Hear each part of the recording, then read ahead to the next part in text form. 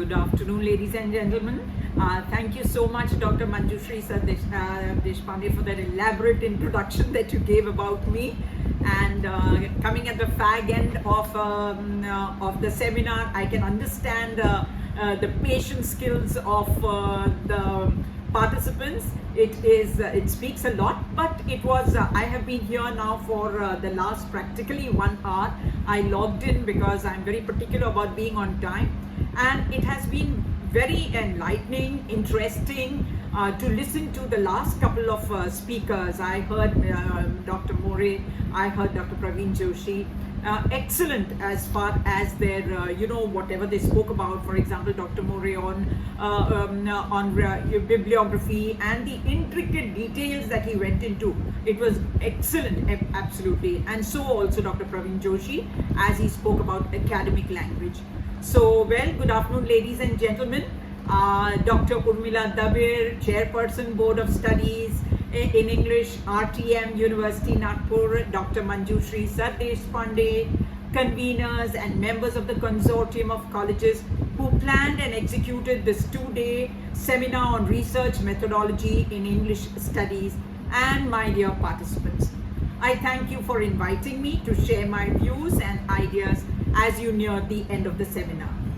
Well, as some of the erudite speakers just mentioned and spoke about the title of the seminar, I think it was a brilliant idea, speaking about research methodology in English studies, because friends, it is a different a different path, a slightly different path that one gets into as you enter research in English studies. Because while research in the other, the other subjects, whether it's the sciences, the social sciences, we find they toe the universal line of methods and methodologies. Research in English studies during the last decades of the 20th century have added newer lenses to this search.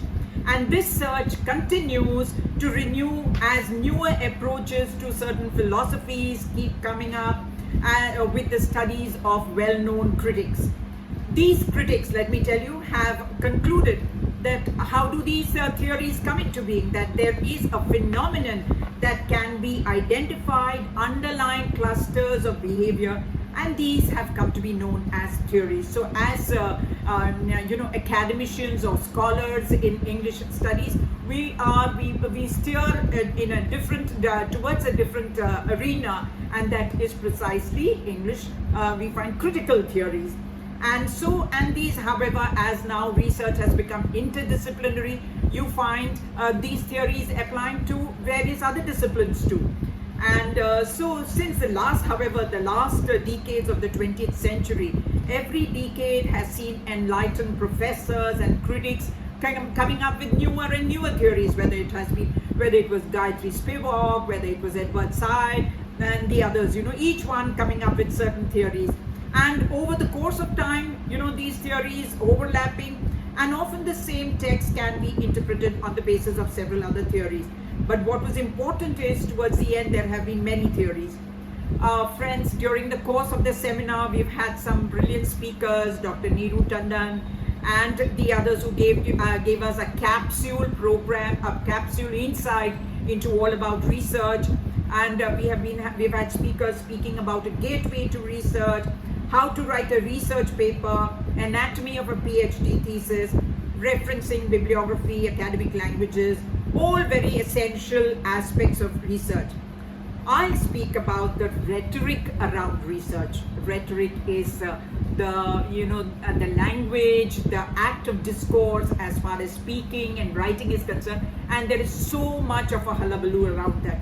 So the rhetoric around research, research methods and research methodologies in English studies, with emphasis on English studies. And to be able to run faster, I will just share some bits a little later. Yes. So, well, we all know as Zora Neale, the African-American, we find novelist who spoke about research. What was research? It is nothing but formalized curiosity. We've all got to know that it is a research. So things are all there. You're reading the writers, you're reading the works, you're reading the genres, you're reading various movements. So it's all there. But what is a researcher doing? The researcher is looking at it and looking at ways in which he can add to that material, so that that material that he adds to the whole body of knowledge is going to be an addition to, we find, the body of knowledge on that particular area. So it is formalized curiosity. So one has to develop, adequate poking and prying. It's poking and prying into different ways, and it's all with a purpose. And then, of course, the big hullabaloo around research methods and research methodology. While methods talks about the tools to be used, methodology uses a more defined, a scientific approach with the methods, and it deals with strategy underlying the methods. Friends, let me tell you that if you believe that methodology comes a little later, you begin with the methodology and then plan your methods.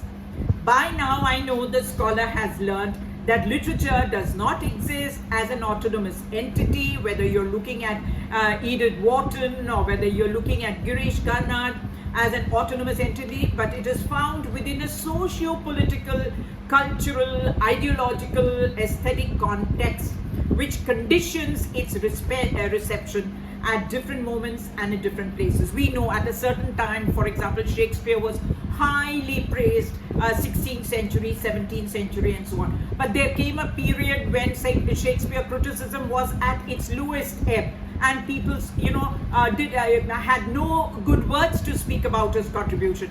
But then, so it's how research or how writers are accepted, how the genres are accepted, how literature is accepted at different moments of time and at different places. Whether you are here, Oriental and Western thought is widely different, and so there is this particular new, we find, trend to bridge the gap between the two. So with this aim in mind, the scholar is introduced to the search for information resources in connection with different critical perspectives from which different literary genres can be analyzed. And there are so many possible answers. I'll make this more explicit if I can share my link with you. And yes, I hope you can see the screen.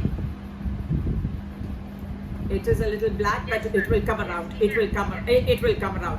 So, the address is more specifically on the rhetoric around, we find the rhetoric around research methods and research methodology in English studies. If we emphasize on this, not just research, but it is research. So, your students, our young scholars, get to know that it is more of a search that is going to be repeated, but in a certain different manner. All right, so here we speak about, yes, research is curiosity. You're constantly poking and prying, and so there is this difference between methods and methodology. And what is more important now is the different approaches or lenses that we take on. What are the different lenses now that we need to take on as researchers in English studies? Now here I am going to be fine here. So now, as most research scholars, where and how do I begin my research project? And then, so suppose you have zeroed in, the candidate has zeroed in on a particular genre or a particular period, a writer, and now the new scholar is going to be asking, where do I go next? And so, again, reading, as Dr. Neeru Tandon had said yesterday, I listened to the YouTube recording. I found that, unless and until researchers have a passion for reading, it's very important, friends, that you have a passion for reading. So also the supervisors, the guides, the teachers, unless you develop this passion and share this passion, there is a tendency over the period of time, they read summaries and go ahead with their work. Well, that's not the done thing. That's not the done thing. And so now the scholar has learned that, literature does not exist as an autonomous unit, but it is more a part of a bigger, we find, body. And so what does this literary work mean? There are different approaches or lenses that help us to discover rich and deeper meanings. Each lens lens has its strength and weaknesses, whichever lens you look at it. For example, if it's going to be feminism, if it is psychoanalysis or whatever, each one has its limits and weaknesses. You have to see and be able to take a more broader viewpoint. But at the same time, remember that each lens is valuable. And so it would be more important for scholars to be pluralists rather than becoming a supporter of just one aspect. All right, so here when beginning a research project, again this is we find you've done it all, but let me just highlight on as I said, on the rhetoric of it all. So when you beginning a research project in the humanities, you develop a deep knowledge of the subject. Libraries can help you, and libraries can help you find material you need to get started. Very often the librarians are very well versed. They are very deeply, we find they know about it all, and they can guide the young scholars in the best possible manner as far as getting into encyclopedias, getting encyclopedias, more we find scholarly articles and so on. All right, so here when beginning, yes, libraries, I went into this, and then more of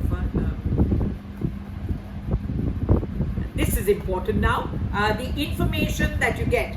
Research goes beyond the process of gathering information. All right, now once the candidates, we find the supervisor, they've all managed to zero in, and they've managed to identify areas of information sources and so on. Then it is all about finding answers to unanswered questions as part of discovering or creating newer knowledge. And in order to do this, you find you have to prove whatever you have done that it is valid. So it's important, as Somek and Levin has put it in their book on research methodology, the collection of methods or rules you apply to your research, as well as the principles, theories, and values that support your research approach. You have to be very careful about that. And but again, let me tell you, there is a difference. Now, as I said, this is more specific as far as research in English literary studies is concerned. Research in the humanities include, and we find the humanities include the visual and the performing arts, philosophy, literature, religion, history, languages, art history, and classics. So although research methods differ among the humanities, the social sciences, and the sciences, any research project in any discipline starts with first a curiosity and a hypothesis. You've been told about the hypothesis also. Often research topics are interdisciplinary. You talk about, for example, a very down to earth and a simple approach. Suppose you're talking about Jane Austen being a Karl Marx before Marx. So there's you have the issue about Marx and other so you can look at it from various angles. Researches are interdisciplinary and may include multiple subject areas and more methods also. So what is more likely, and what you should then do is the fields in the humanities, and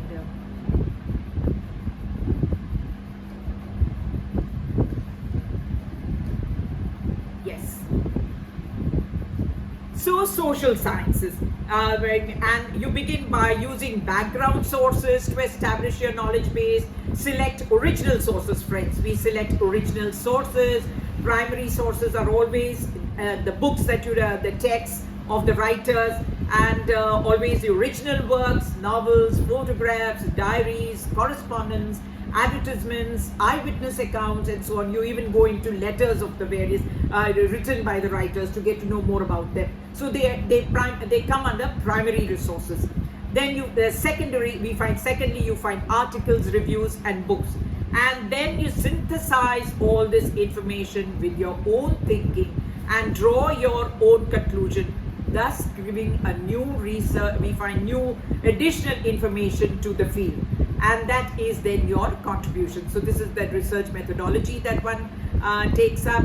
And a research methodology as far as the social sciences are concerned, there is the onion diagram, the onion approach that they say, and this is called where you have your data collection and data analysis there at the center, and outline each petal of the we find of the onion. There are philosophies, approaches, strategies, choices, time horizons, techniques, and productions. But what is important to note is the place that each of these occupy. So whether it is in the periphery, whether it is central, so accordingly you move with time with your research. All right. So here it is not merely a collection of data, but research has over the last couple of we find decades over the we find that the end of the 20th century, you found there was literally theory wars, formalism, and then structuralism, and then deconstruction.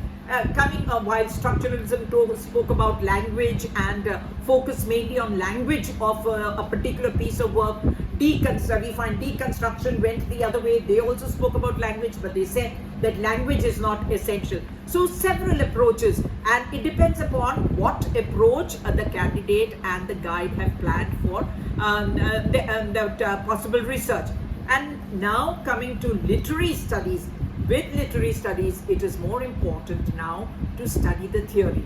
So friends, it is not just theory as you look at one theory and take up that particular theory. It is essential to read literary theory in its entirety. So we begin with, say, you've done literary criticism, and let me tell you, it was much later in at the end of the 19th century that English language came to be taught in Cambridge and the other universities as language as such. Otherwise, there was no such thing as teaching, the teaching of English language. It was a very different area altogether, and literature was earlier part of it. Then literature began to be became a different separate discipline. So all this has been of a much later origin, and things have been growing, things have been evolving.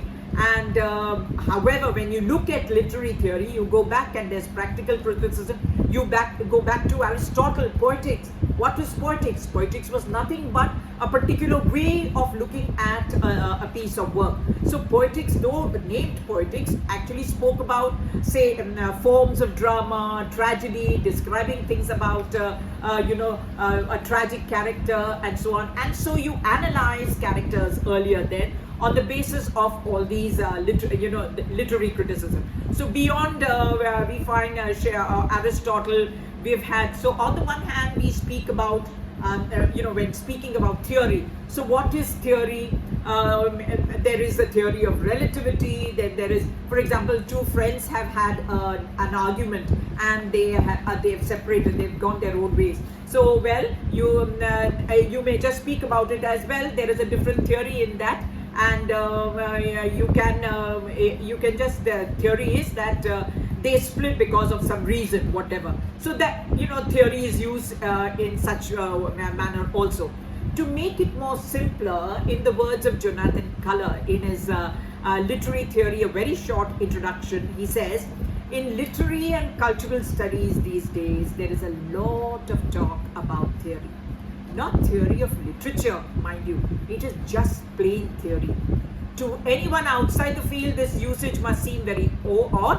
What theory, you may ask, It's surprisingly hard to say. It's not the theory of anything in particular, nor a comprehensive theory or as such, but what is it is, there is too much debate in literature, which is scarcely evident, too much reading of difficult psychoanalytical, political, philosophical texts, and so on.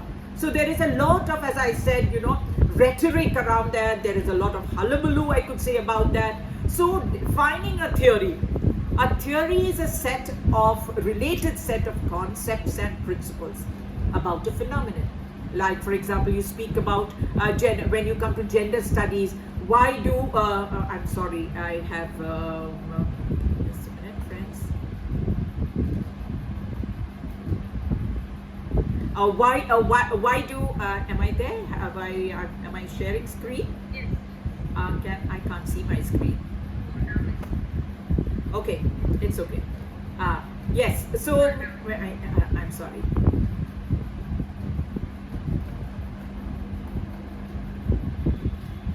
So there is a lot of talk about theory, and theory of what, theory as a genre, we find a theory in literary studies is not an account of the nature of literature or methods for its study. It is a body of thinking and writing whose limits are exceedingly hard to define. You say, what theory, ma'am? You're talking about gender studies, we're talking about feminism, we're talking about disability, discrete theory. You name them and they are there. There is an unending almost list of theories. First they came up with 5, the early part of the 20th century, then there were more, and they keep pouring in. For example, the philosopher Richard Rorty speaks of a new mixed genre that began in the 19th century. Beginning in the days of Goethe and Macaulay and Carlyle and Emerson, a new kind of writing has emerged, and which is neither evaluation of the relative merits of literary productions, nor intellectual history, nor moral philosophy, nor social prophecy, but all of these mingled together in a genre. So you have the genre of theory, which includes anthropology, art history, film studies, gender studies, linguistics, philosophy, political theory, psychoanalysis, science, we find science studies, social intellectual history, and you name them. The works in question are tied to arguments in these fields and they become theory. You know, there are arguments, they find a certain phenomenon and the phenomenon common points, and they form that is quintessential. We find the gist is formed and a theory is formed. This is, we find, they have become theory because their visions or arguments have been suggestive or productive for people who are not studying those disciplines. Works that become theory often accounts we find others can use about meaning and nature, the functioning of the psyche, the relations of public to private experience, and of larger historical forces or individual experience. Now, talking about theory, as I said, and with a specific focus on English studies, we've been doing criticism, and earlier scholars, before, say, the last couple of decades, they concentrated on literary studies and literary criticism as such. But just a minute, friends, I'm trying to literary side. But then we find there has been theory since ancient times, as I said, whether it was Aristotle's Poetics. I'm going to be showing you the slide that speaks about Aristotle's Poetics, systematic study there, and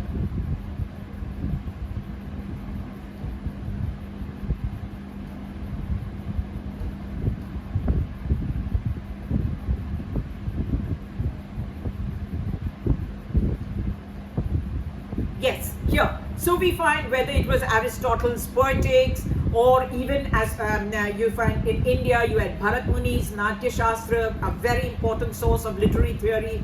Ancient Rome had Longinus on the Sublime. Medieval Iraq had Al-Jayzi's Al-Bayan, we find Tabian and Al-Hayawan, and others, and the aesthetic theories of philosophers from ancient philosophy. You have them from the 18th to the 19th centuries. They have been important influences on current literary study, and the theory and criticism of literature are so closely tied up with them.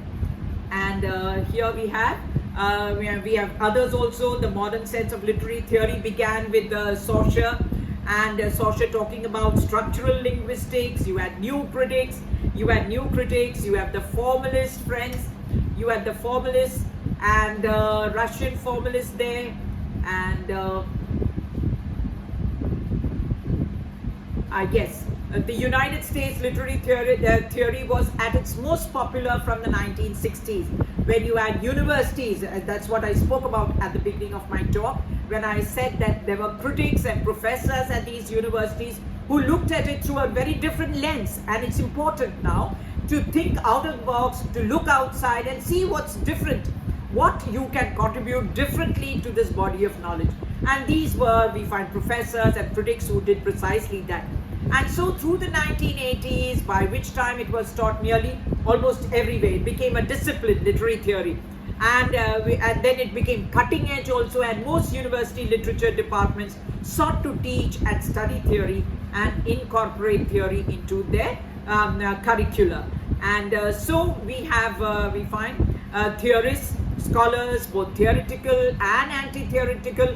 They refer to the 1970s and the 80s as they were literally a war of theories, because as I said, there was formalism, there was structuralism, and one after the other immediately following in close heels. And one we find deconstruction, but we find the other literally deconstructing what the earlier had literally done. So these were theories and theorists coming up with this new philosophy, and readings began to be looked at through the lens of these philosophies. So we find whether it was popular fiction, whether it was film, cultural studies, even fashion and football came to be interpreted as text and through the use of these theories. And so you had continental, where we find the tradition of having continental philosophy. Some theorists of literature draw upon a very heterogeneous tradition of continental philosophy, and the